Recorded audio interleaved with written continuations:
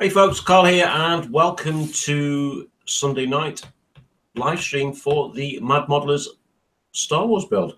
Not too many of us at the moment. We're having quite a few technical issues. I am running late because I've been to Glasgow today.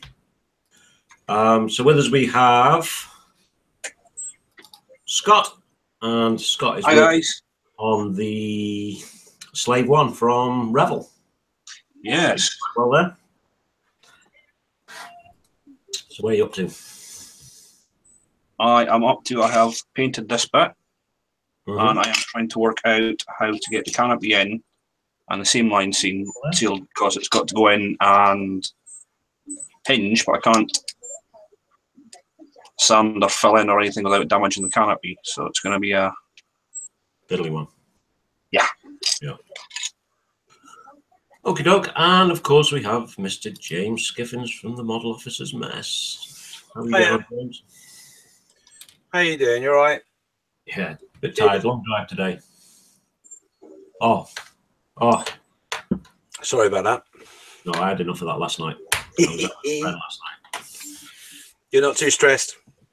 No. No. Good. It was an oh dear moment. So, when is what you're working on, James? Yeah, just to remind you, I'm working on the Revel Easy Kit. Revel Republic Attack Shuttle, that one there. So I haven't touched it since last week. Got some bits and pieces done to it, and yeah, it's not a bad little kit. Yeah, coming along. It's coming along. Yeah, so there you go. That's where perfect. Brilliant. And of course, I am working on. I'll put my camera back on. I am working on the Revel 144th Millennium Falcon, which is, again, I've not touched this all week either. So I am currently working on the lower hull. It's this part. And tonight I'm probably going to go around all the edging of this and get the very fine stuff on. Because, as some of you know, Dan from the King Dan on YouTube, from the ISM live show, he's also building this kit. I spoke to him in the week and asked him if he put the smaller stuff on. He said yes. He says it makes it a little bit more awkward to paint, but it makes it easier overall. So that's where I'm up to. Now I'm hoping a few of the other guys are going to join us shortly. I think Chris is having a few issues getting in. So we'll just carry on chapping away. So yeah, I'm running a little bit late tonight. That's why we're on late. And of course we're on Sunday night because the ISM live show was delayed to Saturday night, and I didn't want to put this on while that was on. Yeah, I've just come from Glasgow, and as I was coming over the Cairn Mount, I had a deer run out on me. So thankfully it came from the right side of the road and not the left. Otherwise, I would be still sitting in the car with a deer in my lap, which wouldn't have been nice. Oh, yeah. I don't know, a nice red wine gravy. It could have been quite nice, Carl. Yeah, unfortunately, I think it's Scottish law that if you hit it, you're not allowed to take it. But the car behind it is. Yeah, there's a funny one. Yeah. So it had caused me all the expense, and the guy behind would have had a nice bit of deer. But it was a big deer. It was female, but it was huge. It was at least as tall as a car. You saying it was a big old deer? Yeah, indeed, yes. Yeah, huge deer. It was huge. Alan is saying his webcam's not working. Who? Alan? Yes. Yeah, okay. That's unfortunate. Oh dear.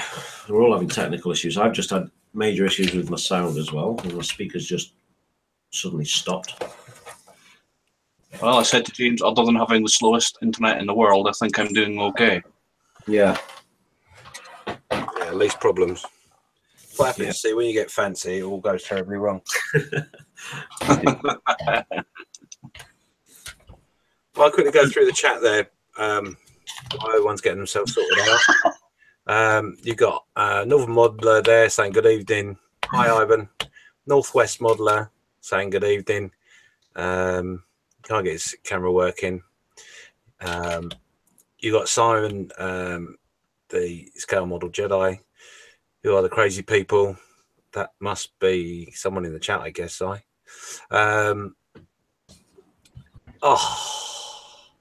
that one's gonna kill me. Jan, I'm gonna call you Jan. Sorry. Evening.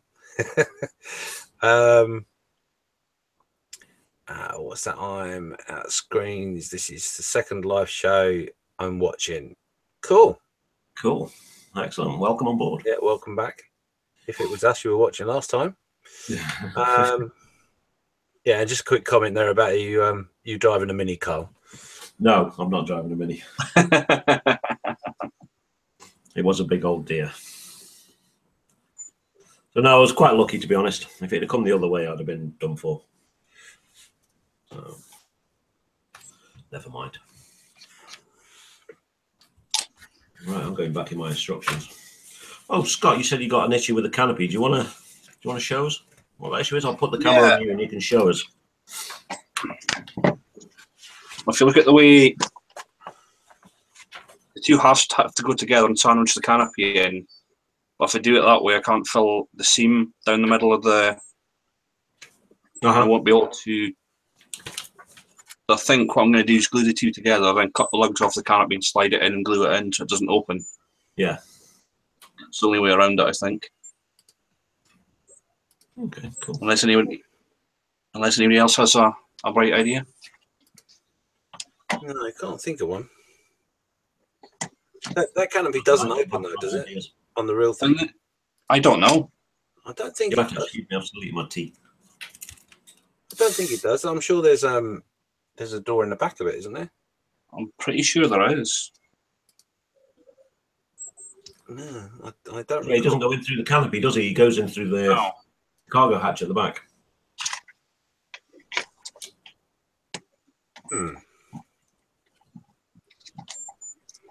This is showing my the amount I've watched the films then, doesn't it, really?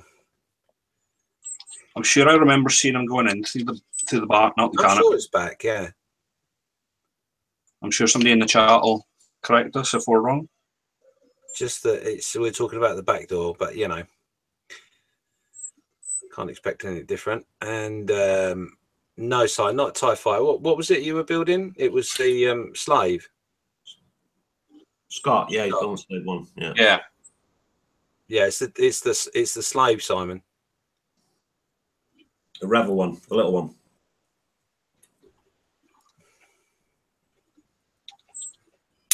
I might have to fire up Google and have a look.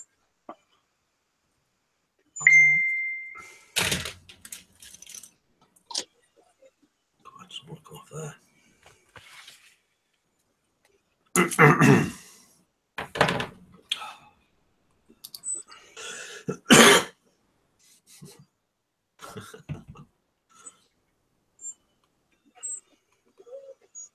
A bit quiet. Deadly quiet. I see Chris is in the chat. Chris, you having any luck joining?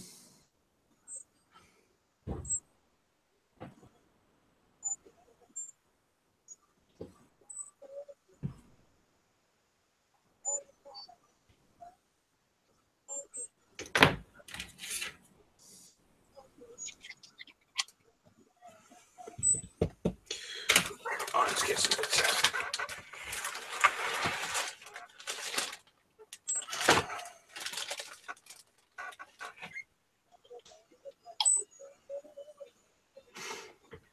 So how's your weekend been, other than your instant with a deer? Saturday I had the afternoon drinking with a friend that's up here visiting. He's a bit shy. I wanted to get him on the camera, do some modelling, but he's a bit shy, so he's not sitting downstairs at the minute. So yeah, we were out all afternoon and all evening yesterday. And then I've been to Glasgow today to see the boy. I've not seen him for a few weeks.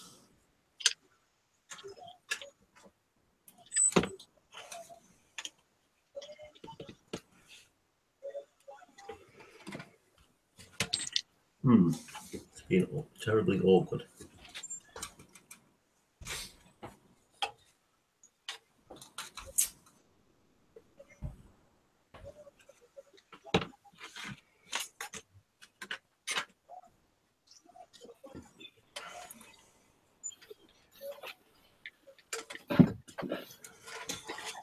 And yourselves, been up to much? No, just chilling. Busy at work with the run up to Christmas. So Yeah. I've just been sat at the bench all weekend, making my eyesight worse. Doesn't your Stalingrad build finish this weekend? Yeah, my Stalingrad build on the model officers match finished yesterday. Yeah. It's the most successful one I've done on there since I started. We had, he's looking at the stats. Yeah. Can you guys hear me? Hey! You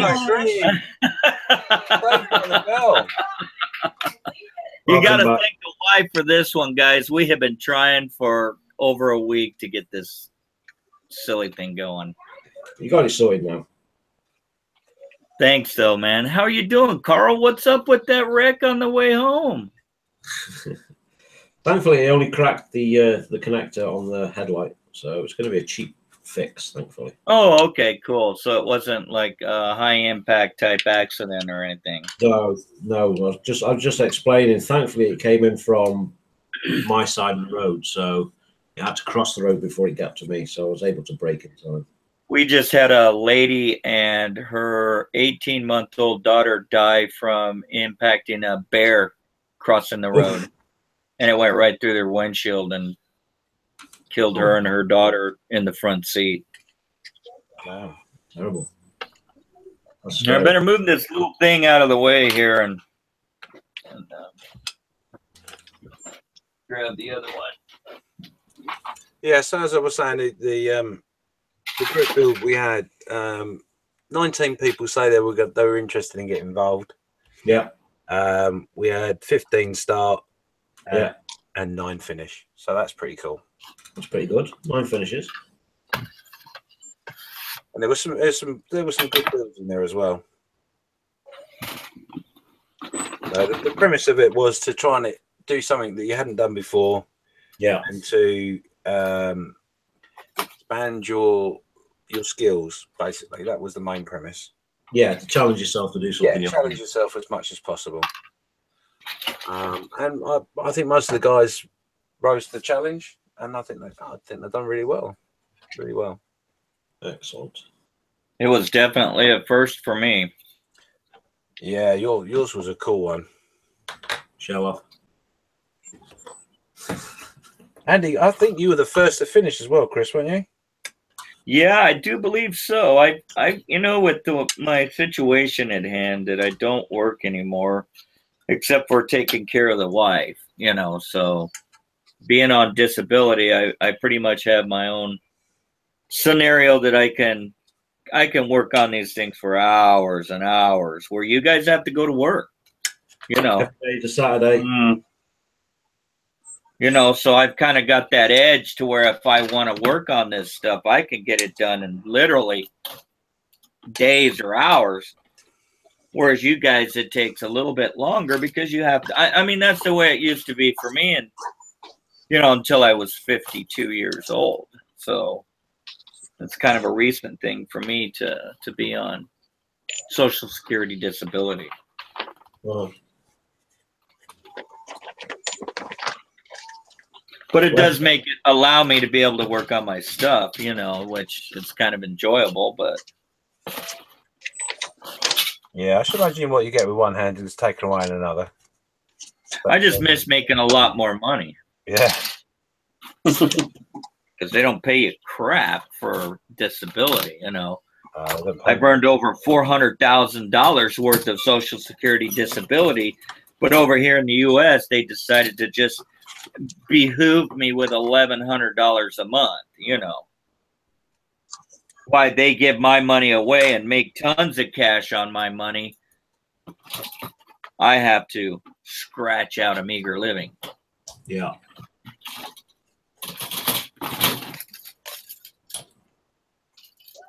All right, here we go. How are you getting on with the build, Chris? I'm doing all right, man.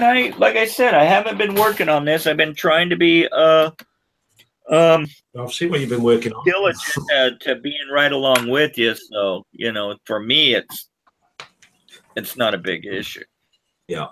I've been working on some other stuff during the week, you know, finishing up my M1 and all that kind of stuff. And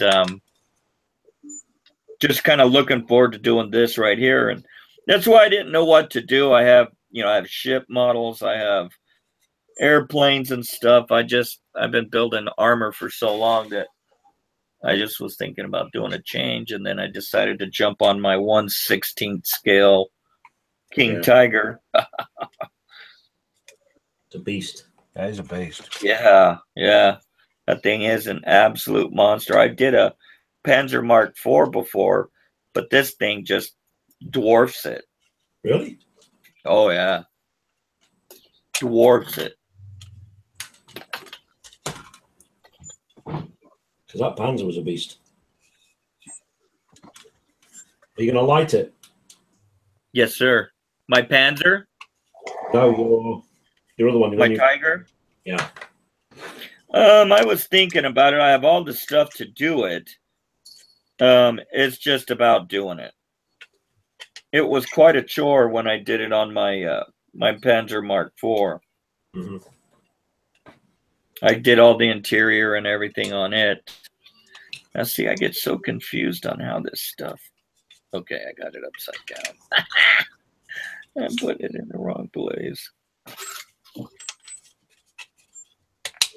There it goes. Wow, that looks cool.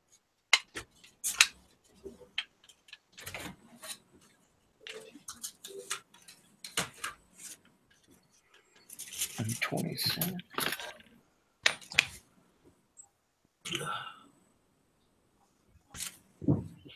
You had any snow yet, Scott? We've had snow showers, wintry showers, but now it's sort of lying, if you know what I mean. It's all melting pretty quick. It's lying up the Cairn Mountain, like. Yeah. I'll be skiing up there soon, I think.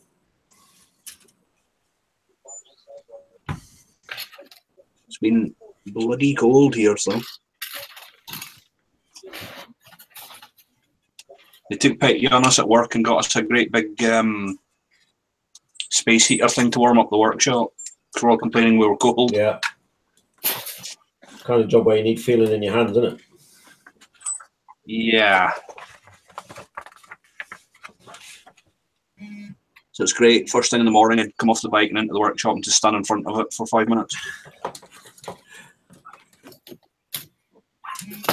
How's the bike in this weather? It's not too bad. Unless it's snow or ice, it's not really much of a problem. Yeah.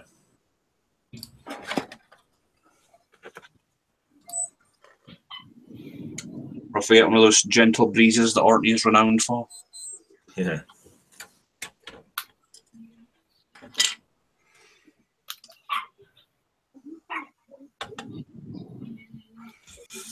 Mr. Mini Dreams in the chat is just saying hi. So hi to him. He's going to hang out with us. He's not into Star Wars, but he doesn't mind watching us work. And he's saying up in the Midwest, it's deer hunting season, so the temperature is changing and they've got deer running around all over the place. So yeah, it was definitely an deer moment. And Simon's saying that he really needs to do some work on his PG Falcon. Well, he's more than welcome to come in here and work on it. Chat away. Join us, Simon. You want to come join us, Simon? Let us know.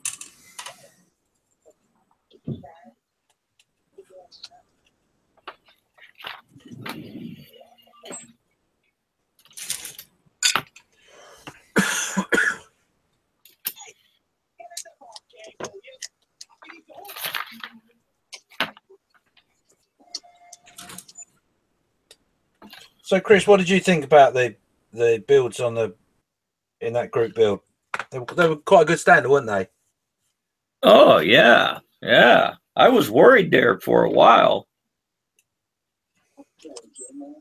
I didn't even think I would even, like I said, I look like a kindergartner scribbling outside the lines compared to what a lot of guys do, especially your work.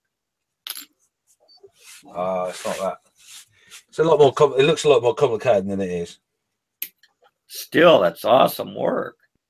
Can't wait to see that brickwork done. What kind of colors are you using on that? I'm using 9 different colors. God, jeez. Because basically the way I'm doing it is I'm painting each brick individually. Yes, sir. I noticed that.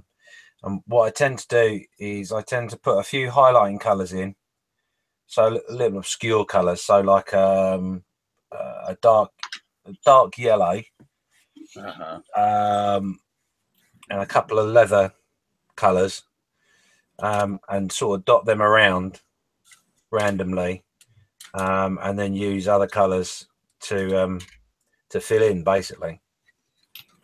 But it gives you. It's not something I've read. It's just something I sort of noticed, is that if you do something where there's a highlight in an area, right, it naturally your eye will be drawn to that highlight, so it sort of makes your eyes dance around the building. Boy, I'm telling you. So whether I've pulled it off or not, I don't know, but yeah, Beautiful, man. I mean, it's awesome work. I was saying to Carl. Carl asked me if I was going blind yet, and luckily I am blind anyway, so it doesn't matter too much. But I've actually.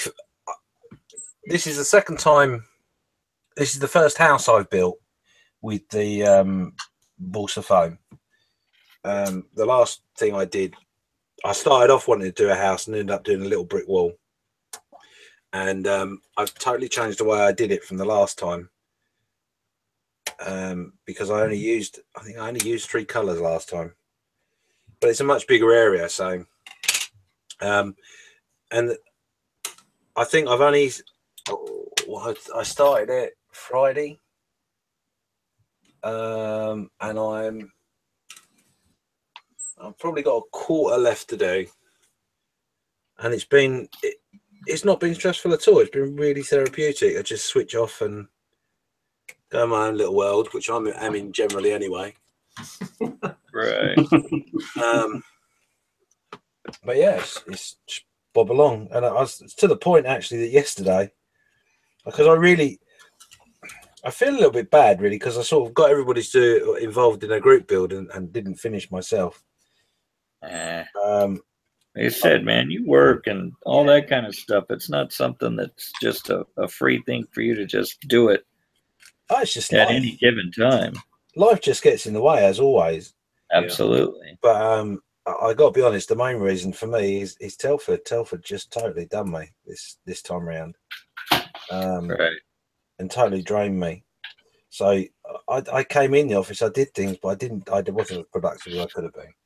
But anyway, so I'm sat there the other night on Saturday night, trying to push it forward, and I wanted really to get to the point where the house was on the base with because what I'm doing at the moment is just obviously the base colours, and then there's a lot of work to go on top of it as well. Right. And I wanted it in that on the base with the walls all done, and in a way in which I could stick some figures on there to say this is where I'm heading with it. It's not finished, but this is what I'm trying to achieve. And I didn't achieve it. I was just sat there busy painting away, and I picked up the wife from work. She's busy sat there doing what she does, and I suddenly looked up and thought, "Good God, it's like I think it was about 10:30 or something like that." I saw that. Yeah. I said to her, I turned around and said to her, I better make something for dinner. I'm really hungry. And then realised that no one was there. She'd gone to bed. Didn't say a word to me, just went to bed. And oh, bless your heart. That'll be you in trouble then.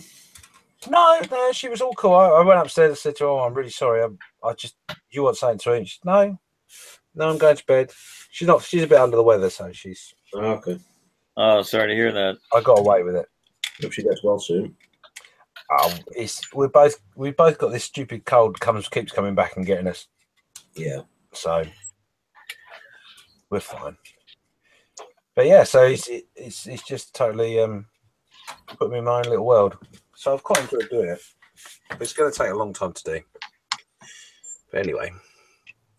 Anywho. Simon says he might maybe join in another time. Not on the bench at the moment. Yeah, that's fine. Lynn sneaked in. Hi, Lynn. Where are we? And Lynn's packing her house up. She's got a new job and is going to have to move. Well, congratulations on the new job. Yeah, hope it's not too far of a move. Yeah.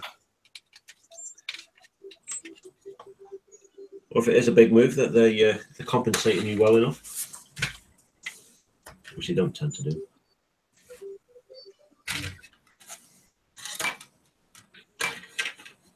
Boy, they've got some really delicate parts on this thing. Don't they just? That's what I'm just doing now. I'm just going through all these. That's what I'm doing right now. I'm getting all of these right here. Where are the? I find it a lot easier to rather than just use your fingers. Like that right there. Letting them with a pair of tweezers, it's a lot easier to handle. You can actually grip it and actually push it into the slots it's supposed to go into. And then I'm just giving it a touch of glue because they're not coming back out. Yeah, those are just delicate. Yeah. Wow. Trim them up and get them looking halfway decent before I stick it on there.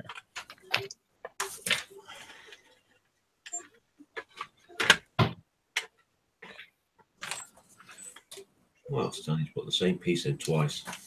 I find that a bit difficult. How's Alan doing? I know he had some dental problems there for a while. Who's that? Alan? Yeah. I'm not sure. I've not spoken to him all week. He can't get his webcam working, so we're all having issues getting in tonight. So unfortunately, he can't join in. Bummer. Yeah. Hopefully, he can get it sorted for next week. We shall see. Well, I'm in masking nightmare at the moment. Oh. All up there has to be grey colour. Mm-hmm.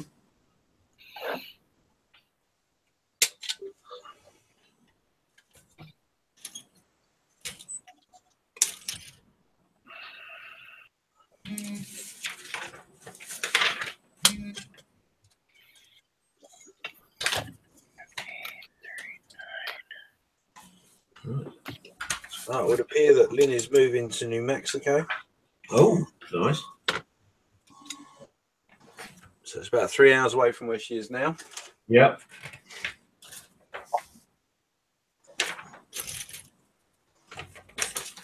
I did a few jobs in New Mexico.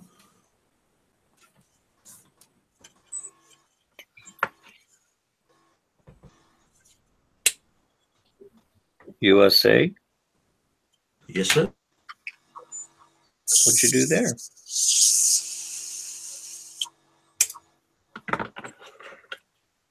What kind of work did you have to do there, Carl? Carl's gone off for a second. Oh, okay, I'm not looking, so. No, I'm still having technical issues. Everything keeps switching itself on and off. Oh, no, really? Yeah, I was there training for my work. So I was training in ballistics work and radiation work. Traveling around Texas and borders of Texas and all around the place. Wow. But yeah, I actually got arrested as well. That's another story. Just a guy having fun. I got arrested by Border Patrol. Just a guy having fun. Always got to be someone come along and screw it up for everybody. Funny how some people just don't see it our way, you know. Yeah. Well, my friend was arrested the week before by Border Patrol. Well, he wasn't arrested. He was working with some Mexican guys, They're all US citizens, but they're Mexican. Yes, sir. And they got pulled over by Border Patrol because they were working near the border. Yes, sir. And they've been winding him up all day because he's Scottish. And they've been winding him up all day. And this Border Control guy, now Chris will know, most of these guys don't have a sense of humour. They are there to do a serious job, so you know they don't take any mucking about or horseplay or anything like that. And my friend, to get these Mexican boys back that have been winding him up all day, when they started asking, is everybody a US citizen? And is everybody okay? He says, no, I've been hijacked by all these Mexicans and I don't know why they're taking them.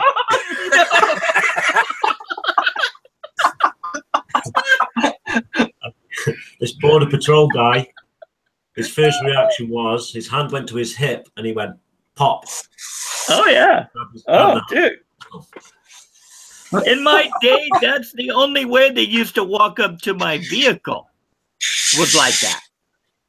And it scared me to death. Suffice to say, my friend ended up with brown pants. All the guys he was working with, the local guys, thought they were going to get arrested and carted off. Oh, God. Oh, that's a story. Oh, man. That's too much, Carl. You look distinctly Mexican, Carl.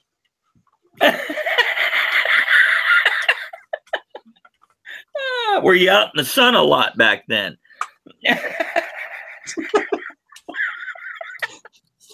Oh, my gosh. Oh, gosh. I have a sense of humour about it, though. Yeah. Suffice to say, the Border Control guy did not laugh. Oh, I'm sure. Absolutely. I can just imagine. They all had to produce their passports, or their ID and all the rest of it. Oh, sure. Yeah, I got arrested because I didn't have my ID with me. So they just had some guys the other day that were killed down there, some Border Patrol agents that were attacked and killed down there the other day, and it ain't no joke. No, it's terrible. They're doing a job. Yeah, it ain't no joke. So yeah, that was a funny story. That's hilarious.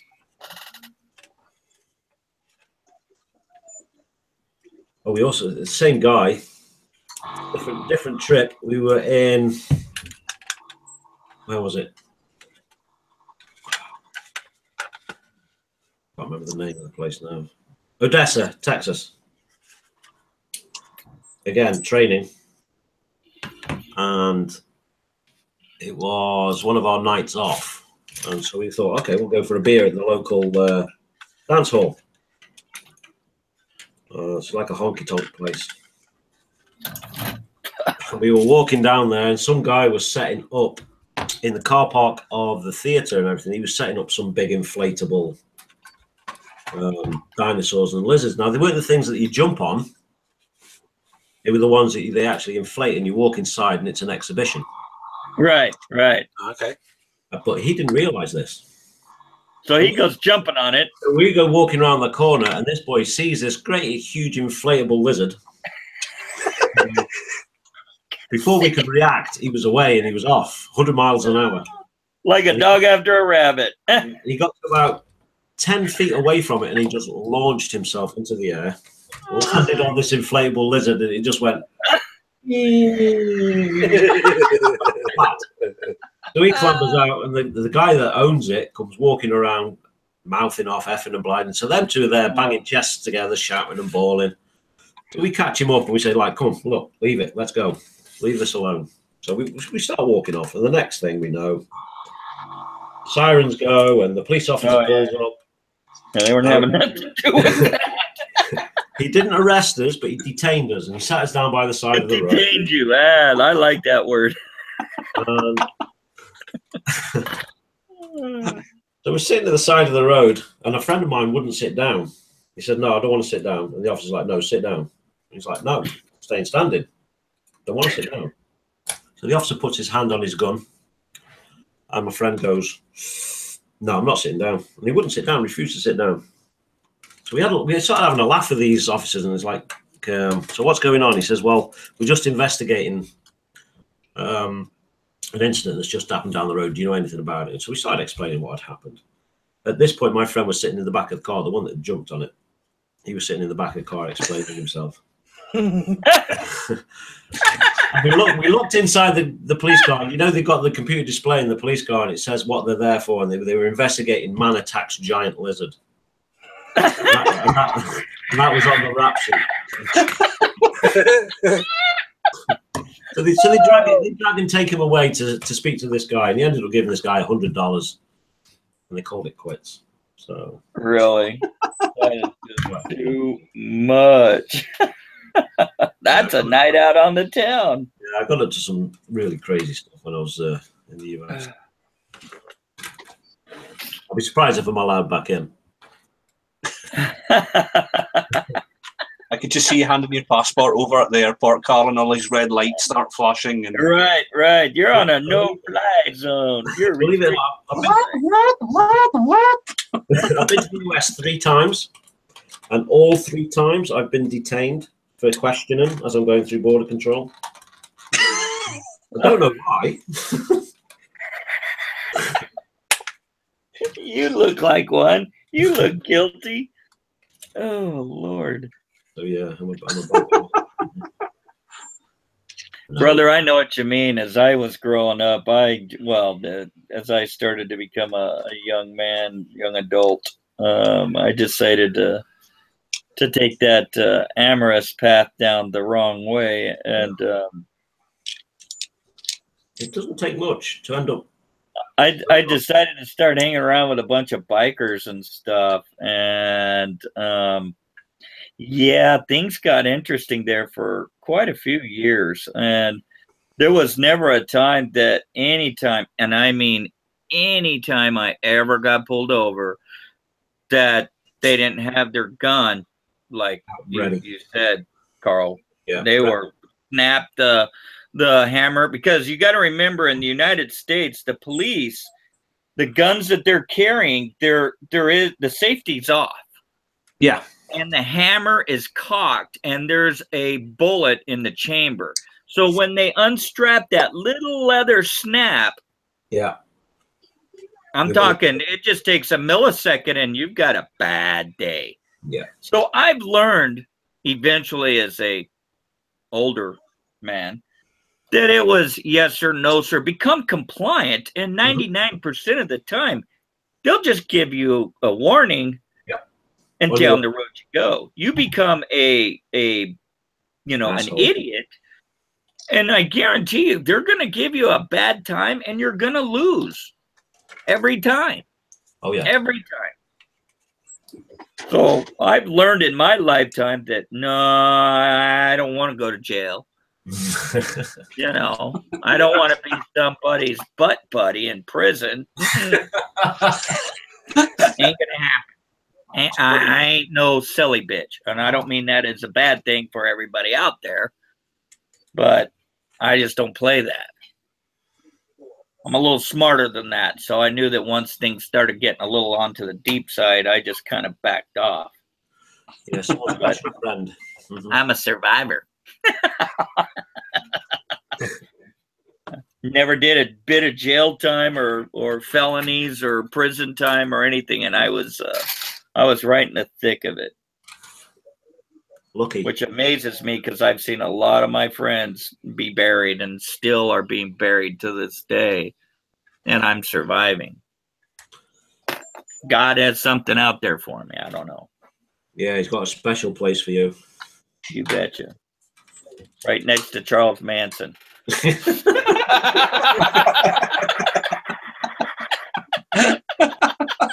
Yeah. Oh, you think so, huh? Here's a buddy for you to play with.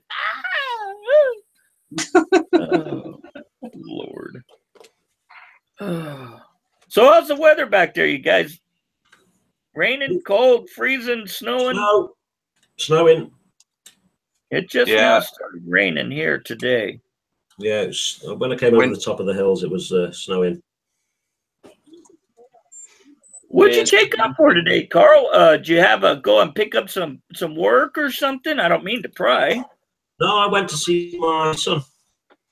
Oh, right on. How old is your son? 21. Oh, right on. Right on. He is studying computer design, computer-aided drawings and animation. Well, that's awesome, brother. He's university doing that in a minute. Congratulations. Yeah, I've got a son, a stepson of mine that he decided to he was the top 1% in the state of California in college. He was on the dean's list every semester. He had a 4.0 GPA since the 4th grade. Wow. He was in gifted and talented educational classes since then, and he graduated high school in his sophomore year in high school. Wow. And school teacher. He wanted to be a history teacher. Okay. Got his bachelor's degree. He put himself through college, worked, and put himself through college. He had a few scholarships through high school because he was doing so good. They gave him like $1,000 scholarship and stuff for books. Other than that, he put himself through college, and he never got in trouble. I always, when I raised the boy, I swore I would never teach him street smarts, because it's a bad thing. I mean, it always leads you down a bad path, which I think in a sense was kind of a mistake on my part, because a lot of people, once he got out into the world, they took advantage of him. And he paid the price. And then he ends up working at what's called a pharmacy store here in the U.S. It's Rite Aid. Stocking shelves is what he did to keep himself, with some money and paying for his books and stuff through college. Well, he decided after he graduated that his mom and I weren't getting along and things weren't going right, and I decided to bail, and he stayed with his mom. And I told him, I said, if you don't get out with your girlfriend, your fiance, and get on with your life, I said, you're going to end up with nothing, because your mom's going to drag you down. Woman hasn't worked for over 20 years, and I mean a day in her life, and I supported her. Anyways, he ended up staying there with her, and he's still working at Rite Aid. He's not a teacher. He has to help pay the bills, and to get to go to school, he'd have to take kind of a hiatus until he gets his once a month paycheck. And so he's still working, and all that time and effort for nothing. I told him, I said, if you don't do something with that piece of paper, I said, you're going to get to be my age. You're going to be sitting in this office as a manager getting paid a little above minimum wage. And you're going to be looking up on your wall and seeing the most expensive piece of paper you've never used. And so far, he's got tattoos down his arms now. And it's amazing what happens when you walk out the door. Your whole family just goes to pot. Literally. My daughter's got 2 felonies. She's getting ready to do 25 to life if she makes another, what they call 3 strikes, you're out here in the U.S. And she's only 25. So before I left, when she was 19 years old, she was, no problem. Kept everybody in check with a size 11 shoe that will inspire. And then when I walked out the door, everybody just went nuts. So I can't help it. I worry, but I just, I just can't let it. I can't obsess about it. I did the best I could. That's all you can do. I just can't keep worrying about my kids. At some stage, they've got to grow up and take responsibility. Yeah, at some point, yeah.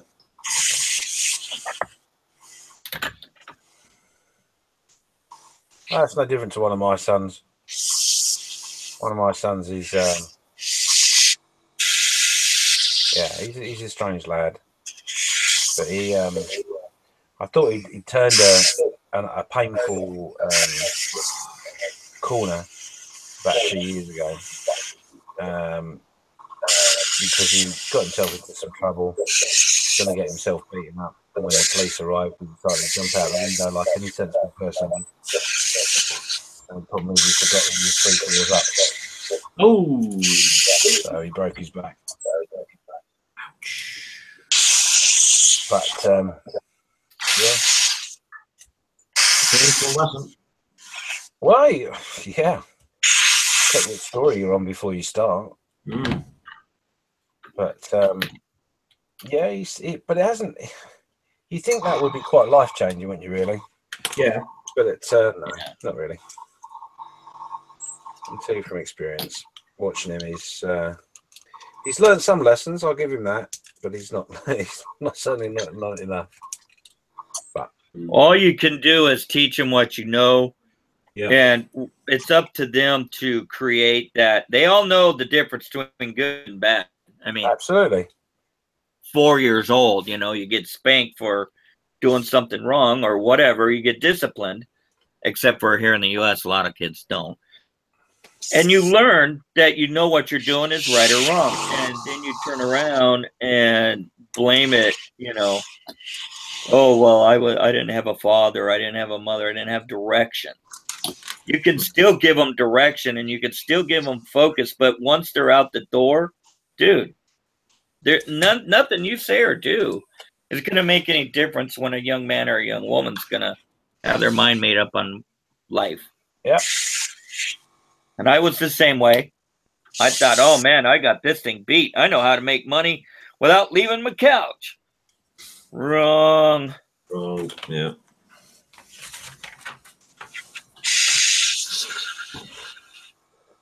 We had a lot of fun, but it left me with a lot of nothing. I ain't proud of it. Part of your life. How you getting on with that masking, Scott? It's kind of pretty good, actually. Yeah. How are you feeling, Scott? Yeah, I'm getting there. Slowly. When did they take those needles out of your head? Yeah, she stuck a needle in the left-hand side of my head, and I felt this huge bolt of pain. So right down my cheek, right where all the tension's being held. Oh. And it was just like, bang. It was like, whoa. So I woke up yesterday morning with no jaw pain or anything. It was quite nice. Wow. Awesome. That's good. But yeah, it was just so weird. She just stuck the needle in, and as soon as it went in, it was just like... Just instant. Yeah, it's weird, isn't it? Yeah. Like I said to you, I've had a little bit of acupuncture, and yeah, I highly recommend it. It does do. As long as you've got someone that knows where to put in the needles. Yeah. The only time I've had needles in is when I'm sticking them in myself by accident. It's just due to stress. I was holding all the tension in my neck and my jaw, and it's screwed it all up. So yeah, it's just trying to unscrew it now. Sounds like something's working. Yeah, I mean it's all getting there. It's just one of these things that's going to take time to sort itself out. So yeah. Just having a job that's drastically less stressful has been huge. Yeah, you're still working on commission.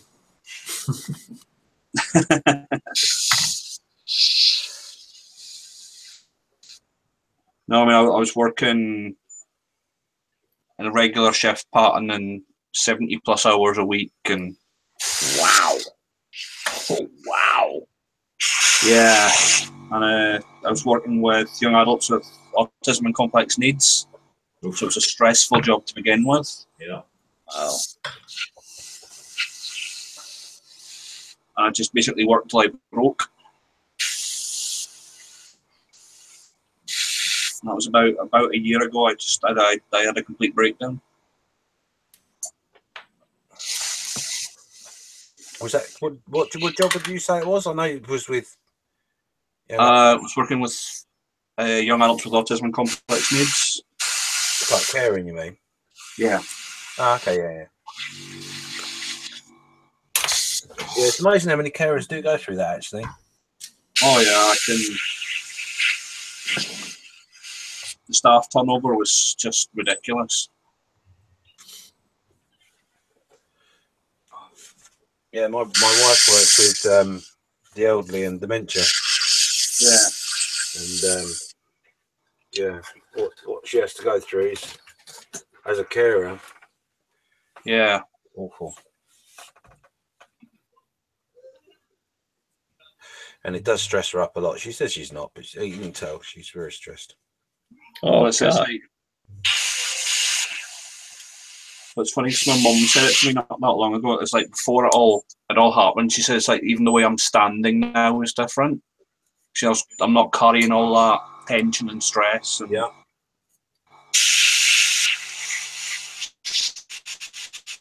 Yeah, it affects you. It affects you in a lot of different ways. Oh yeah. It's not just it's not just the mental side of things. The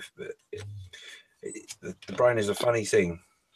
Yes. It takes a lot of punishment, and it can deal with a lot of stuff, but it deals with it in ways in which you just don't really notice. Yeah, I mean that's the thing. I had no idea I was physically carrying all that stress. Yeah. Until I literally physically broke. I feel for you, brother. I know what you mean. Yeah, it's no different to when I had my heart problem. And I didn't feel ill at all. And when I told the doctor how I felt, the doctor went, "We need to phone an ambulance." I get out of it. That was just stupid. Yeah. And when the ambulance turned up and broke 6 millions and went, "Oh, you got to go in," it's like, "Oh, come on, for crying out loud. Nothing wrong there." And it was really weird sitting in once you've gone through all the A&E and all that, they put me into a ward. And I'm sat there thinking to myself, I'm in a ward. I'm in my early 40s, in a ward full of 60, 70-year-olds, thinking, Jesus Christ, what have I done to myself? Mm-hmm. And all that's. I mean, I don't work in I used to work in catering. I don't work in that job anymore. But yeah. I was doing 80 plus hours a week, easy. Damn. And I had a breakdown. Yeah, Damn, yeah. Shit. Yeah, I literally, I was in a position where I was running a business. I was doing. Pardon my cursing. I'm sorry. Doing about 3 people's jobs. And yeah. One afternoon, I'm going to go upstairs for a quick. I owe you $1. Yeah, we noted it. you were yeah, it was about this time last year. My behalf. I was walking through the house and I just literally collapsed. Yeah. Well, see, the funny part was when I had my breakdown, which was not the heart thing, but that was later. But the breakdown was when I just about turned 40. And, I literally went upstairs and said, "I'm going to have an hour's nap," and I didn't wake up for 3 days. Good God! Wow. No, I mean I was literally walking through the house one day. I hadn't felt right for a week or so, and I was just walking through the house and it just poof, collapsed. Yeah. Went to bed, got up a couple hours later, tried to go to the toilet, and I was that dizzy and the world was spinning, and just it was about 3 or 4 months I was like that, and I just couldn't do anything. And they've just put the whole thing down to being so stressed. Yeah. Yeah, stress will do that to you. Mm-hmm. Here's my. I mean, it said it's a killer, and it is, but it's because it's a silent killer. It's just it quietly does stuff in the background that you just don't know. You have no idea. Mm-hmm. Chris, are you flashing at me? This is that fiber optic kit that I'm putting in my. It's got all the.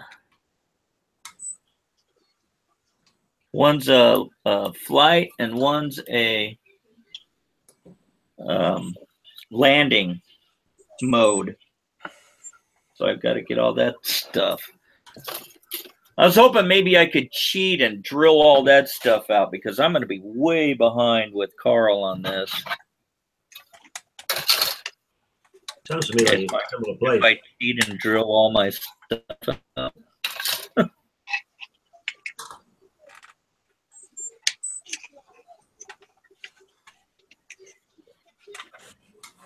Oh, we've got Dr. Sprue joined us. What else is going on in the chat? I best keep up with this or I'm going to lose track. Busy talking about amongst themselves. Lynn and Mr. Minute Dreams are talking about the way it is in America with jail and discipline and all that sort of thing.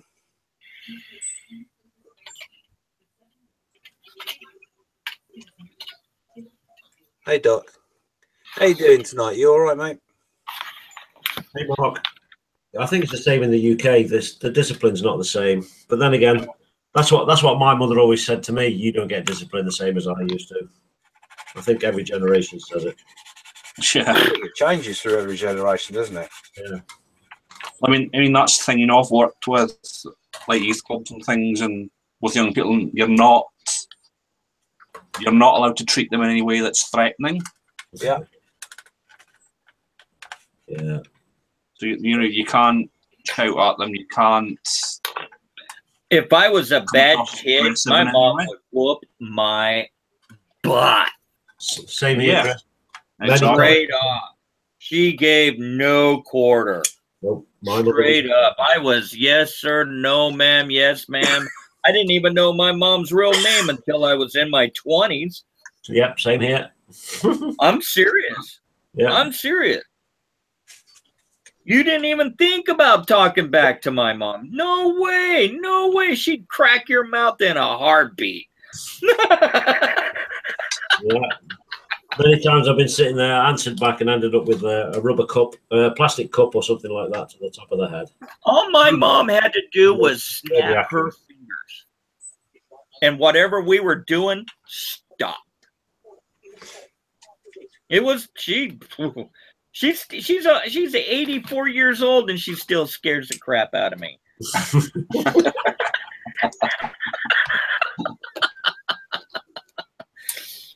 Talk about a mean 6'2" woman. Oh my God. And you love it to bits. About that.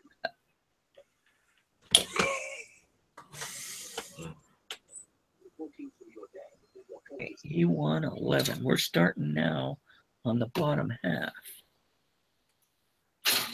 How far are you along, Carl? I'm sure you're way ahead of me. At the moment, I am putting on all these. It's sort of like the actuators for the fins on the back of the engine. Okay, yeah. So it's for that. Are you going to use the blue light bar on the back here? I don't know. Are you going to leave that off? I don't know yet whether I'll paint these sections. Yeah, I'm not putting any lighting in mind, so I might paint these sections with like this similar sort of blue to that, but then give it a white feathered edge. Yeah. Because if I put the blue light bar in and then I put my light, the LEDs inside of it, it's really going to come out. Yeah. Looking nice, yeah.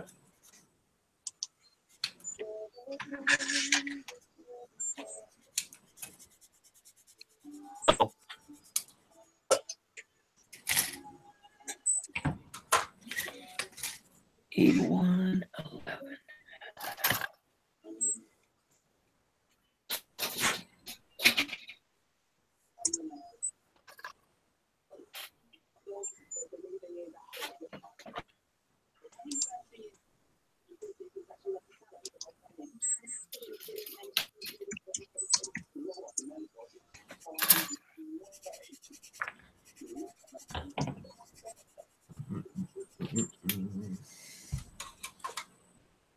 It's not long now till the movie's out.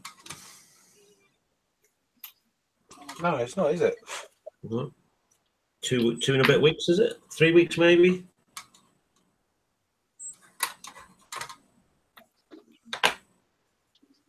Okay, what the heck is that? Apparently, Mark Hamill's made a statement that he's not happy with the direction they've taken Luke Skywalker. Mm. Apparently.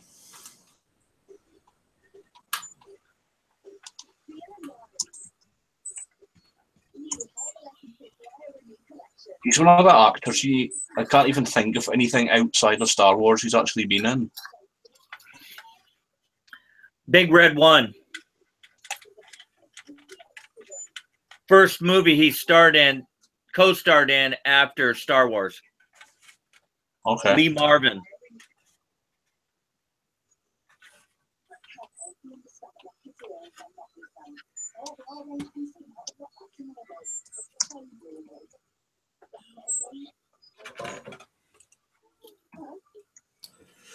Very big voice actor, Scott. All right. Have you watched any Batman cartoons?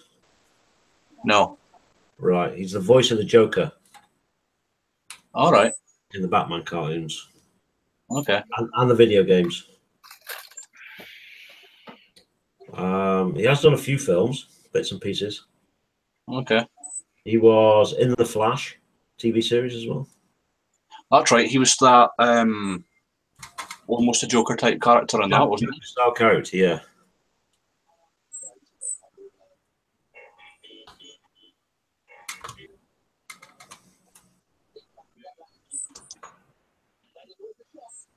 Right, I just had an issue with this, putting these actuators in, Chris. Look at these actuators here. Yeah. Around the outside edge. Do not put this piece in first.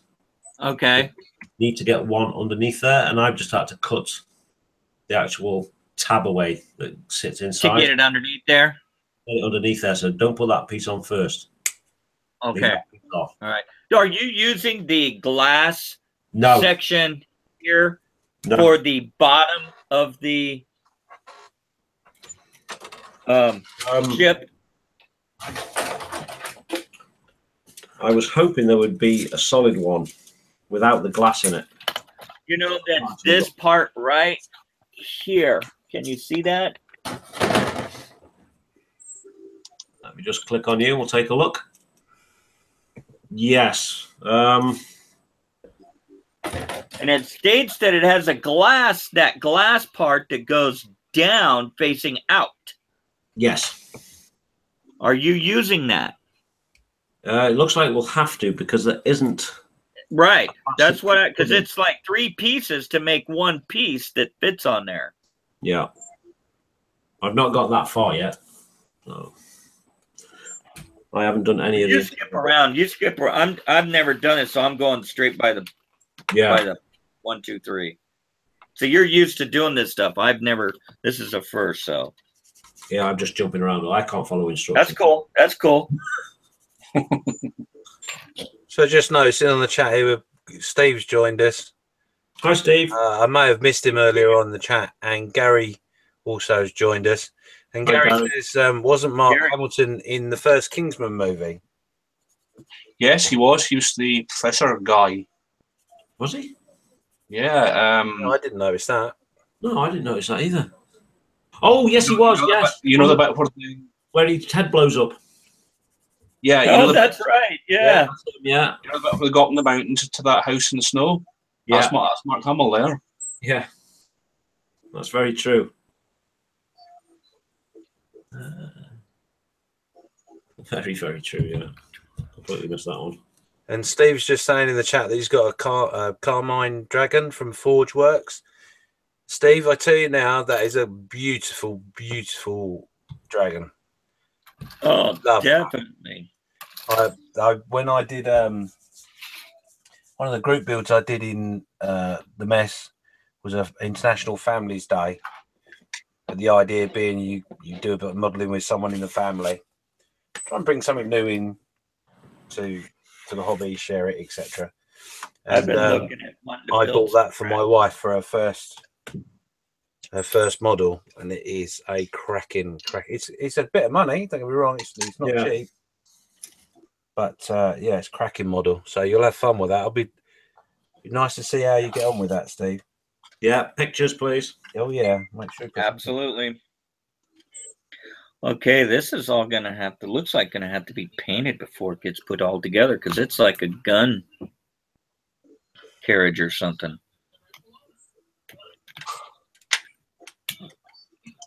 If it's done it like that, oh,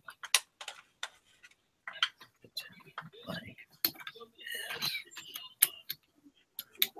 this, like that, and then this.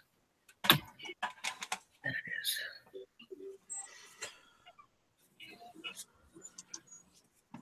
Two.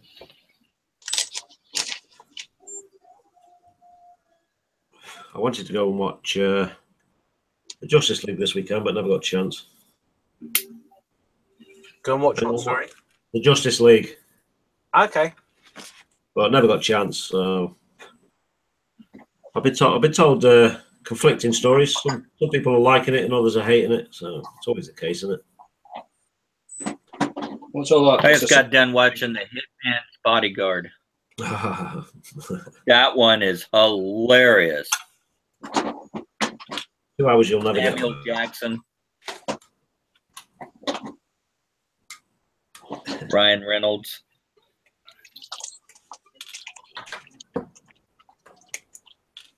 I saw the trailer for the next Deadpool with Ryan Reynolds the other day. It's pretty funny. Oh yeah. Oh yeah. I can't wait for it to come out. Yeah, he's the only actor I could actually see playing Deadpool. Absolutely. You know, my wife and I said the same thing, that he fits that character. Oh, it's just perfect. A lot of it is ad-libbed as well. Perfectly. Oh yeah. You've watched the outtakes and all the rest of that stuff. Oh yeah. A lot of times where it's been like 15 different takes on the same joke. Just more. Just right. On Guardians of the Galaxy 2, the death scene of his supposedly stepfather, they filmed that 9 times. Good God. 9 times. The scene in The Shining with Jack Nicholson and his old lady fighting, and they're going up the staircase, and she's got a baseball bat, and he's telling her, "Give me the bat." And she's swinging it at him and backing up the stairs. They filmed that scene 127 times. Wow. Really? Yeah. So what you see on the screen, it takes months of editing and outtaking before they get it right. It's incredible how they did that. I took film studies in school, so I really enjoy it.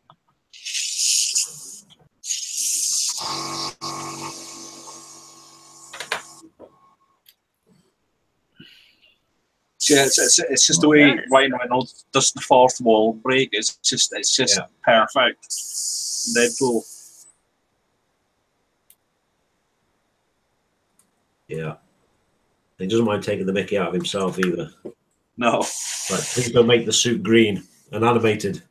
Right. That was hilarious. He bags on himself as Green Lantern. Which, to be fair, wasn't a particularly good movie. That was the stupidest movie ever. An awful movie.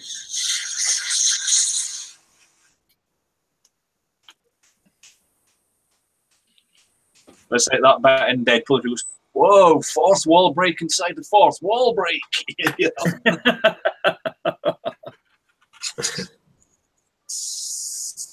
Yeah, that's going to have to be painted, Carl. That's like a little gun turret down inside there. You'll have to be masked off and painted. Yeah. Well, I mean, inside there, too. This all has to come apart. Yeah.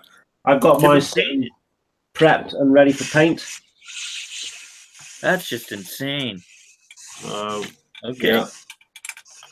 Hey, do you use modeling clay to hold your pieces together on your little plastic film containers there? No, I just used some blue tack. Blue tack. What's that? White tack. What, white tack? Yeah, white tack, blue tack. Nope, never used Sticky it. stuff. Okay, all right. You can get white tack, which is much better. It's not as sticky and it doesn't leave any residue on your model. So white tack is better, but I've just got some blue tack. So you can find white tack. Use That's that just for holding on to stuff. You don't put it on your kits or anything. No, it's literally just for holding stuff on the pot. Okay, all right. That looks cool.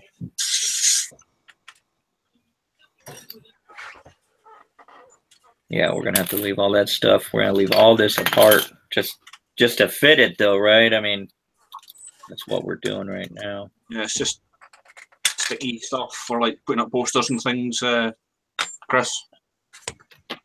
Yeah. What you got there? Blue tack. It's just like sticky stuff for putting. You know, posters. I've seen guys use that to make camouflage patterns too. Do you guys like that? Yeah. Use white tack to do that rather than blue tack. White. Oh, okay. Peel it away. Right. It'll leave some on. Oh, really? Yeah. Okay. You will get it all off. It's just I'm just, with me right now, I'm just trying to do what's easiest for me to where I can figure this out. And all this stuff's new as far as working on this. I really enjoy this, though. This is cool. Wait till you get to painting it.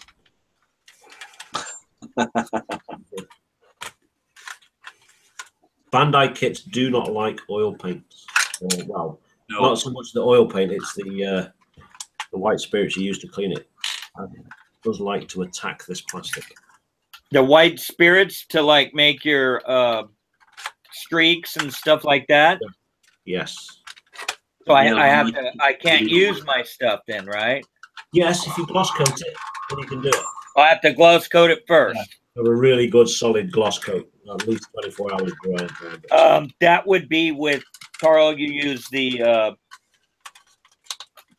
polish, the Pledge. No. You use Pledge. I don't use Pledge anymore. I use a proper gloss coat. A good gloss coat. Yeah, something that's made for doing models with, not okay. Awesome. in the floor. I've got some of that. I've definitely got some of that. I want to bring it close to my lips. Ooh, don't be big.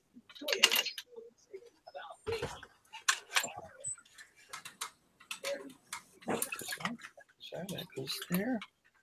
Oh, that's pretty cool. Oh, that's way cool. Well, this thing has got some massive detail on it. I just can't believe the detail on this thing. Yeah, it's pretty good, isn't it? Yeah. Wild. If you look closely, you'll see some King Tiger bits, Panzer bits in there as well. I've got a late model that I've got. I want to go that's got the full interior, metal tracks for it. I'm looking up the metal barrel for it. All right, everything. The complete photo edge kit for the inside and outside of the tank.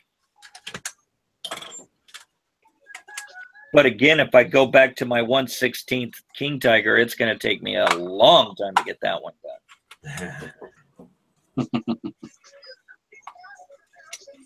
My Panzer took me about almost 6 months. Good though. It was worth it. Yeah, I lit the interior of that one. It was really cool.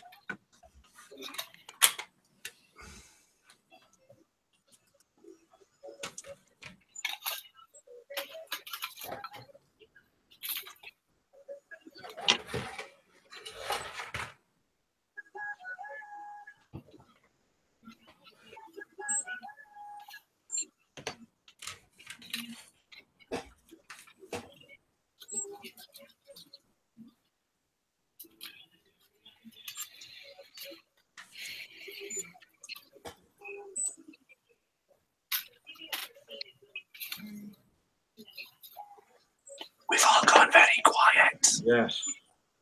Concentrating. Oh, how long have we been going on for? It's not that Just long. over an hour. Okay, not too bad.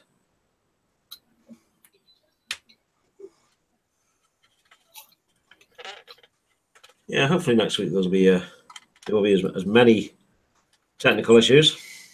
I'll have a few more in.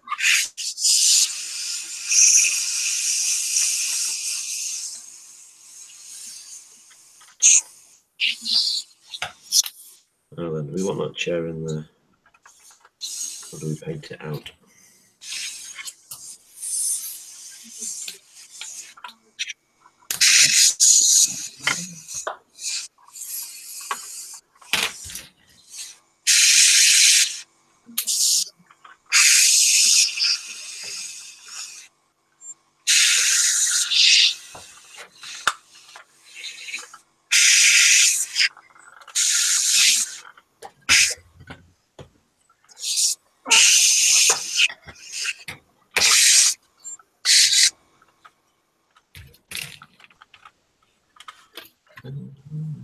Each one of these run up the side of the front and has lights coming out of the front of the Millennium Falcon. Is that the landing lights? And landing lights, but they have the actual ones that go out the very front. Okay, When yeah. they're flying. This thing has got all kinds of lights in it.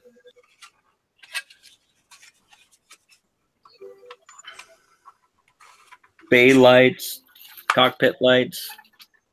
All right. I just wanted to see where it kind of goes because I got to. I think I'm going to paint my chairs for the gunnery parts, Chris, separate. I'm not going to stick Yeah. them.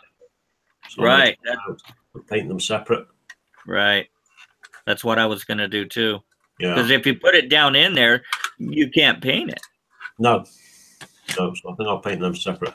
Not that you're going to see it once all the glass and all the gun and everything's on top of it. You might see it in yours because you'll be having yours lit. Right. You won't see inside mine. But I'll know it's done.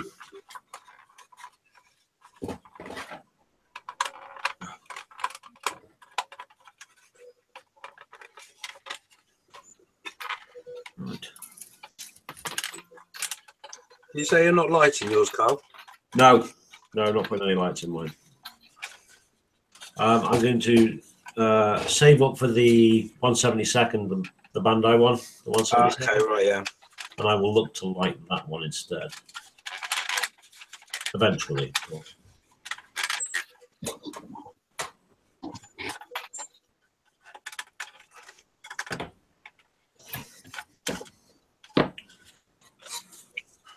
Right, well, that's the most of the lower hull done.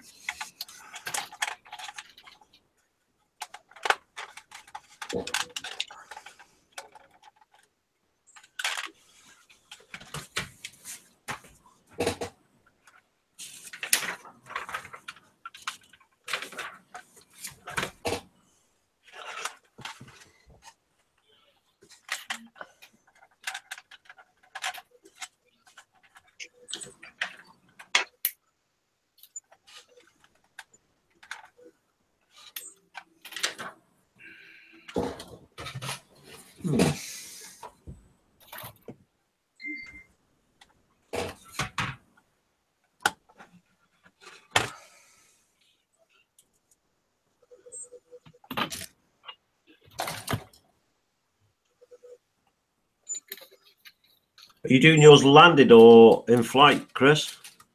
You know, I'm kind of, I don't know. If I put it on landing, there'll be more lights because the landing bay will be open and there's a light that goes in there that disperses.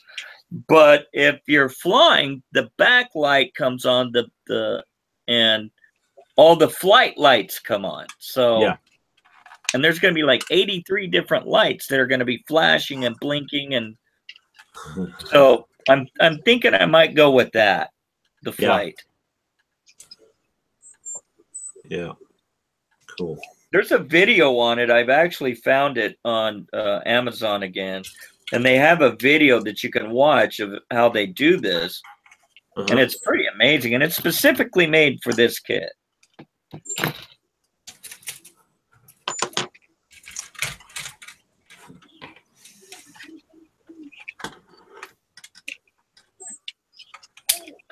Oh, wow.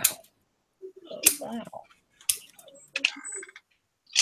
How about all the stuff that goes in like the bottom? Are you going to paint all this stuff separately also, or are you going to put it together and paint it? No, I've kept those out and separate. Because because if you don't, I've built the unit up. Yeah. And I will paint it out like that. Cool. That's what I was thinking. Because that way, if you put I can always separate that. I mean, there's a ton of detail in that one space. Yeah. Are you going to paint all that individually? No. I was going to say, do you realize how much time that would take? No, that would be sprayed, the color, and then probably just washed. Okay. All right. All right. And you're going to go with the medium gray, right? Like Alex said, because I got the number written down. Yeah, X12, wasn't it? 049 on the VAO. Yeah. But on yours, yeah, it was the X12. X12. So I'm not sure yet. I might not even make it the Millennium Falcon. I might go for something completely out there. Because I was thinking, what? Yeah. Does it have to be exactly, you know? Get a nice blue or black or gold or something like that. That'd be cool. I might add some gold touches with my that AK Interactive I've got. I can't wait to use all my Starship filth, though. And we'll use that towards the end, right? I mean, I've never used that ever. Yeah, you don't want to be putting that on until you've got a gloss coat on. Okay. All right. Will do. I built the Bandai Scout Trooper and the speeder bike. Yeah. And I started weathering him up, and I'd painted all the inside part of him, but I didn't paint the armor. So I gloss coated all the internal bits, but I never gloss coated the outside bits. And then when I came to start weathering with oils, when I came to wipe it off, all his helmet cracked and split. Oh no! It's like it crystallizes it. Yeah, and the ball socket actually split as well that connects it. Oh. Into the unit. Yeah. And thankfully, I was able to save it because I did it as a crash scene anyway. So the split in his helmet actually looks like he's just split his helmet as he's crashed or something. So right. Oh, is that recent one that you just did? I actually made it before I started doing the YouTube. Over 12 months ago. I never built the diorama. It was always, right, I'll get round to the diorama. So yeah, I completed the diorama a few months ago. But the actual model itself was made over 12 months ago. Right, but that was the one you just finished, though, right? With the crash scene and all that? Yeah. That one was awesome. I like that one a lot.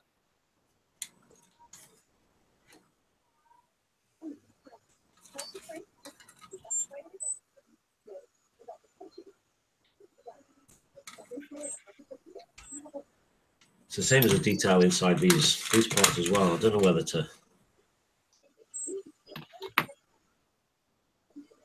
No, I'll leave that as a solid unit, I think. Okay, well, it's obvious that... Right, let's have a look. Yeah.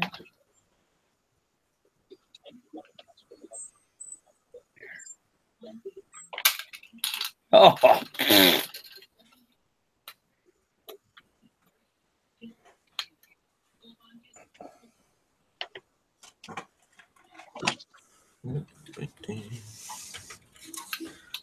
So, James, are you thinking of doing another group build?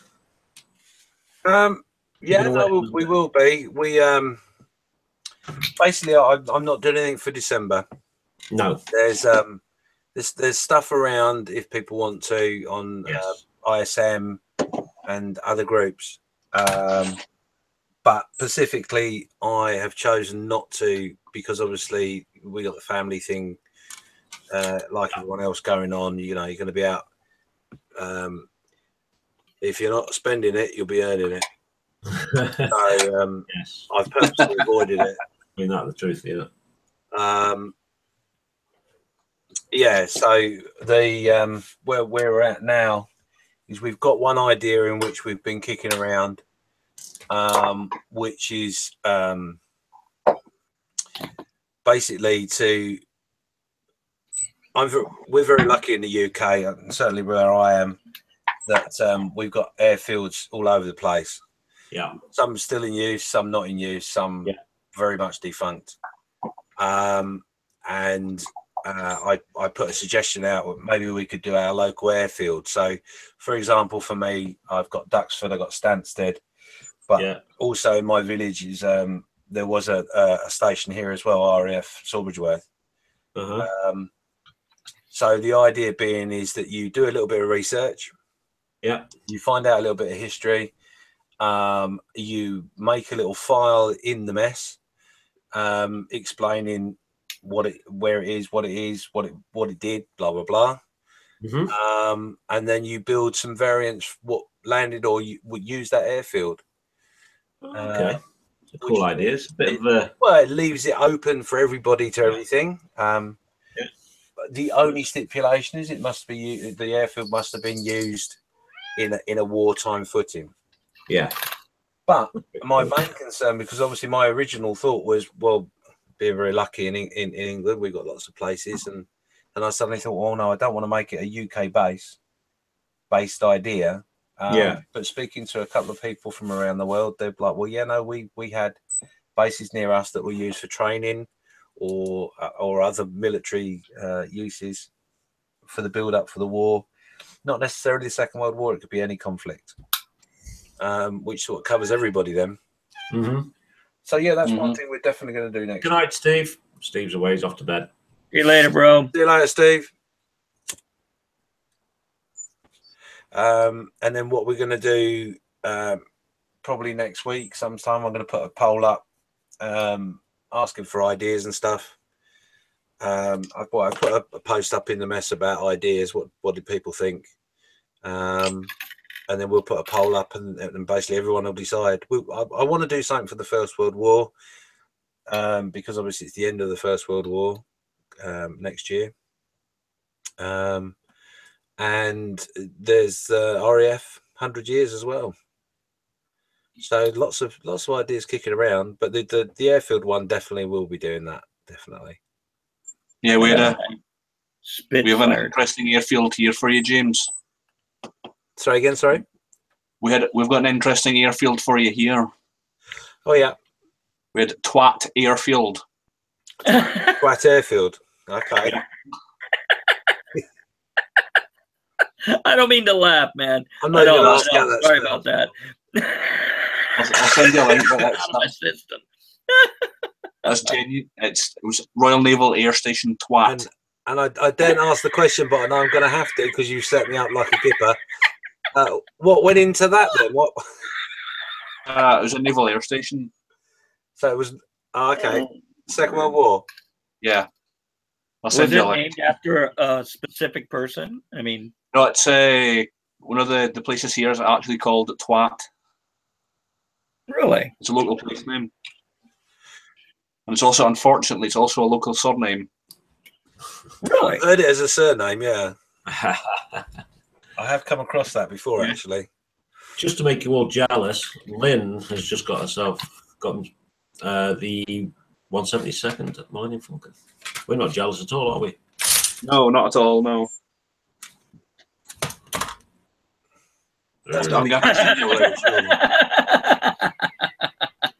I'll go passive aggressive and go under the table. So like I said the other night, if I'd have been with you guys and those guys failed to serve your buddy there, man, that place would have been left in shambles. That just ain't right in all the right words.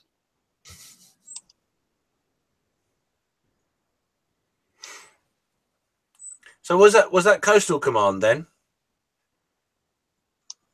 I presume so, yeah. I'm just looking for fire in Google to show you it. But I mean, the remnants of the airfield is still there.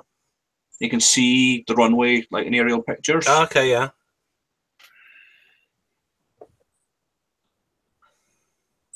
There was plans to reopen it as a museum, but I don't know how far they've progressed with it. That's the one, Gary. Yeah. Yeah, well done, Gary. Gary, when did you sneak in? I didn't see you say hello before. You did. I missed it. Yeah. Sorry, Gary. Hi. Oh, I did say hello, didn't I? Yeah, because you were talking about the Kingsman. I've got a village up near me called Riki. And Luke Skyfall has joined us as well. Oh, hi, Luke. Yeah, funny enough, the airfield near me was a grass runway, and it's got the perimeter road still there. Quite a few of the buildings and bits and pieces have gone, but what was left, I think a guy bought it back off the MOD for the farm, and he's preserved as much as he can. So there's a base, is that what you call it? For, I think they had. Oh, I'm gonna have to remind myself. They had light bombers go in there, but I can't think what they were. I don't think they were Blenheims.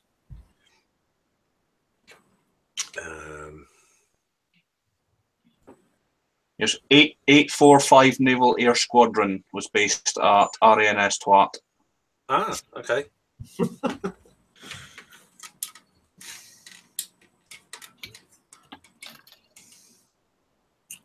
then we've also got remnants of the airfields just outside Kirkwall as well.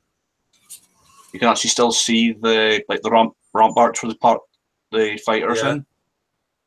A lot of the local farmers using the store stuff now. And then there's like a lot of the wartime buildings are still used at Hartson Industrial Estate as well. Yeah, a lot of. I mean, it's the same with RAF Sawbridgeworth. Quite a few of the buildings that survived are now light industrial little units. Yeah, it's quite strange. I mean, I've lived here now, 14, no, more years than that, 17 odd years.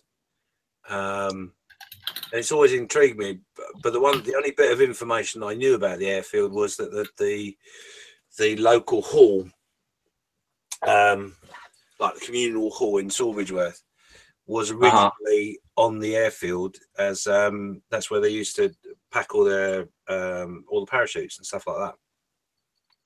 What they did is when they decommissioned the airfield, they donated the building to the locals as a way of saying thank you, and reused it, and basically built it in the same design as it was, but just in a different location. So yeah, it was quite interesting. But what I did was just to test the idea out. Really, was that excuse me a second. Just been joined by my cat, and I have a sneaky feeling. Oh yeah, my cat. You might want to go and walk that way, love. Thank you for covering me. I won't tell you what it is. This model making rabbit's not come to join me this evening. Yeah. So I did a little bit of a look to see, to find out a little bit about the local history, but also to see how it might work.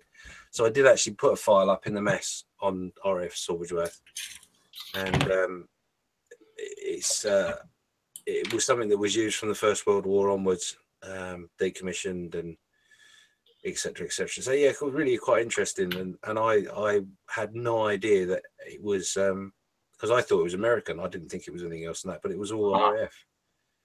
So yeah, it was one of the fields, because we've got many fields around us, but it was one of the fields that was used as an emergency field if you needed to, before you could get to Duxford or Stansted.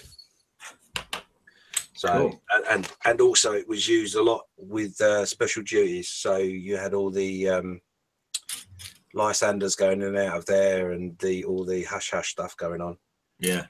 So yeah, it's really quite interesting. So yeah, that's the idea that I sort of kicked around with Johnny, one of the admins, Yeah, for the page, and what started it was he's actually a bit of a buff. He likes to he likes to have a go around at old airfields. Yeah. And when I suggested the idea to him, he's like, "Oh, that'd be great because I've got this, I've got that." He just bombarded me with so much stuff. I was like, "Whoa!" So yeah, so that's definitely something we're going to do. Cool. How about you on your page? You're going to do some stuff? No, not at the moment. Maybe when the numbers increase a bit, we might look to start doing some stuff. Yeah. Just been doing some interesting reading on Twat Airfield here. Go on, then. The first helicopter crash in Britain was at Twat Airfield. Really? Yarsky put my teeth back in. R4 slewed round on takeoff and hit its tail rotor off a parked Blenheim. Both aircraft were badly damaged. The helicopter was written off. Helicopter crash in Britain. Okay. Ah, there you go. 9:45. And it was Royal Naval Air Squadrons 700, 771, 09, 819, 822 were all based there. There you go. There's the idea for your build straight away. Yeah. Build the first chopper crash They flew. in the UK. Yeah. It's a pretty good idea. They flew Blackburn, Rock, Fairy Swordfish, Miles, Martinet, Bristol Blenheims, Walrus, and Douglas Bostons. That's a good mix. Good mix.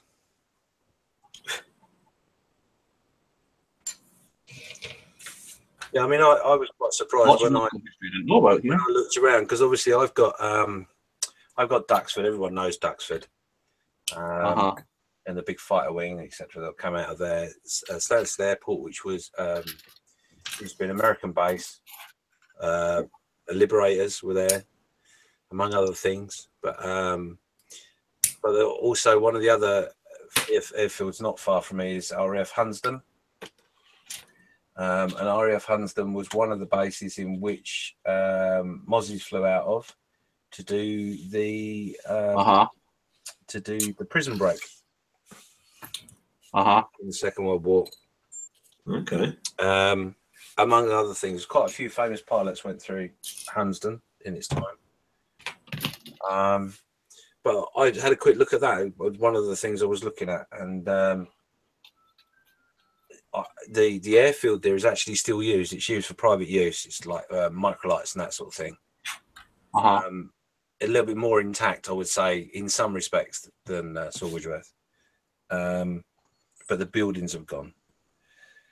Okay. Yeah, and have a look at that. I was amazed that they'd managed to get a B-17 in there. It was coming back from a mission that had been badly damaged and needed somewhere to land, so it landed there. And it's a short runway. It's not a long runway at all. But yeah, for 5 minutes worth of looking on the internet and having a quick look around, it seemed like a really good idea. And like you learn a little bit of local history, you share a little bit as well. I mean, that's the thing. It's like the wartime history here in Orkney is just, obviously we had the Home Fleet based here in both World Wars. We had the airfield at Hatston as well. Didn't you have the Home Fleet up there before the First World War? There's been a naval presence up there for forever, isn't there? That I'm not 100% sure. They were definitely moved there because it was World War I. I know that.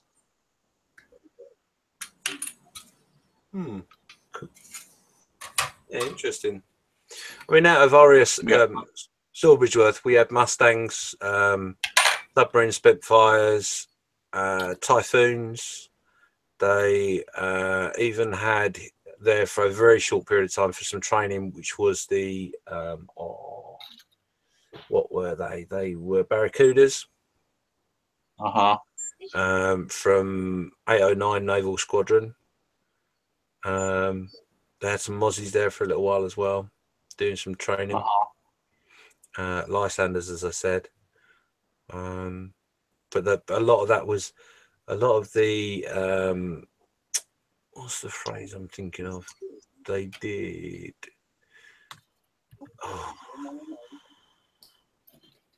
Special SOE. It had SOE was based at where was that? Hornchurch Way, Essex Way.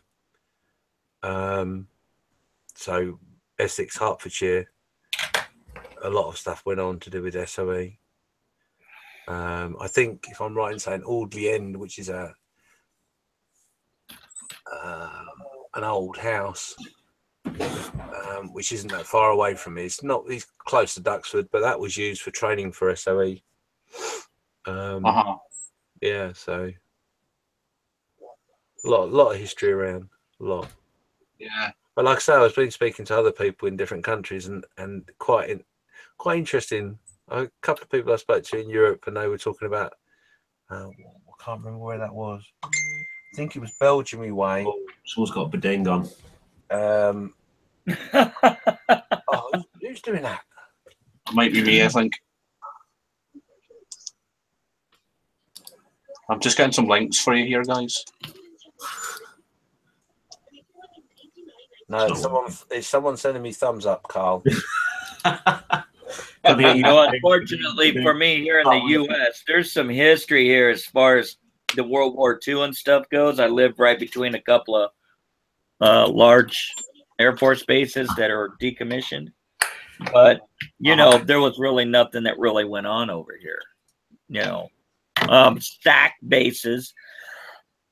We have a lot of strategic air command bases and stuff like that, but nothing, of World War I or World War II of any significant value that I could think of, except for the fact that, they were all training bases, There was nothing that went on over here.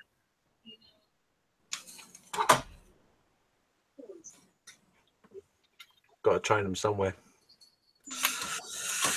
Right, chaps, we are just over 2 hours, so wow, I think we might stop this live stream right here. Yeah. Okay. Time flies when you're having fun. Indeed, yes. So, folks, that is effectively part 2 done. So, yeah, I've managed to get on and get all the very fine detail on the edges of the Falcon. Starting to. I've also managed to do some more of the interior small parts for going inside the hull. And that is pretty much it in 2 hours, not a huge amount. Some of it was quite fiddly and awkward to do, but yeah, it's done. That's where I'm at the moment. Chaps, where are you up to? Yeah, I'm about the same. I got a couple of pieces left to put on, and that's it on the outside. Yeah, I'll screw good the main hull. Oh, yeah, you got it together. Looking good. No, we just lost that. No, he's back. That's cool. Oh, I'm here. And my one. Did I disappear there for a minute? Yeah, that's looking a good little kit, actually. Yeah, I've screw good down the seam. Yeah. Start doing some more paint. I'm going to have to order some paint on payday because I don't have anything close to the colours that I've needed. Yeah. Yeah, I've got to... Thursday. Yeah, cool. Yourself, James? Yeah, no, I'm not doing too bad. I'm basically at that point pretty much all put together. Damn, that looks good. Mm-hmm. Yeah, I'll be honest, it's a child's one. It's not really a massive stretch of the imagination in it, but if it's meant to encourage people into a hobby, they need to work on it a little bit. It's not brilliant, but anyway, yeah, it's not too bad. We're doing okay. It's coming along. Indeed. Yeah. Sweet. Cool. So, folks, thank you all very much for watching, and we will hopefully be back next week, do the same again, and hopefully there'll be more of us next week than the 4 of us. Hopefully Alan will be able to make it back, and hopefully Alex will make it back, and maybe some other folks. So, as always, thank you all very much for watching. Be good, be safe, and as always, keep making models, and we will see you next time. Ta-ta! Bye-bye. See ya!